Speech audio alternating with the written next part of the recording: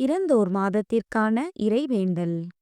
உயிர்த்தெழுதலும் வாழ்வுமாகிய இறைவா, இறந்தோரை நினைவுகளில் ஏந்தும் இந்த நவம்பர் மாதத்தில் இவ்வுலக வாழ்வை நிறைவு செய்துள்ள எம் உறவுகள், நண்பர்கள் அமைதியை காண வேண்டுகிறோம். இச்சிறப்பு மிக்க மாதத்தில் சமூக தீமைகளால் நயன்மையின்மைக்கு இரையானோர், கொடியவர்களால் படுகொலை செய்யப்பட்டோர், கொடூர ஆட்சியின் அடக்குமுறையால் கொல்லப்பட்டோர், பொது நலனுக்காகவும் ஒடுக்கப்பட்ட மக்களின் விடுதலைக்காகவும் சமன்மை சமூகம் காணவும் வேண்டி தம் உயிரை கொடையாய் தந்த ஈகியர் ஆகியோருக்காக உள்ளம் முருகி மன்றாடுகிறோம். நயன்மையை நிலைநிறுத்தும் தலைவா, உரிமைக்காக குரல் கொடுத்ததால், ஏழைகளின் கண்ணீரை துடைத்ததால், நேர்மையின் பக்கம் நின்றதால் வன்முறைக்கு ஆளான இந்த ஈகியரின் வாழ்வு எம் மனத்தில் என்றும் பசுமை மாறாமல் இருக்கட்டும்.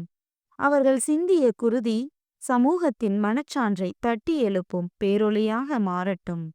இறையே, சாதி, இனம், சமயம், பாலினம், பொருளாதாரம் சார்ந்த பாகுபாடுகளை களையவும், வறுமை, சுரண்டல், போர் ஆகியவற்றால் துன்புறும் மக்கள் விடுவிக்கப்பட உமது அருளை பொழியும். நாங்கள் நீதிக்காக போராடும் உம்முடைய கருவிகளாய் மாற எங்களிடம் உறுதியையும் சமூக ஈடுபாட்டையும் வளர்த்தெடுக்க அருள் தாரும்.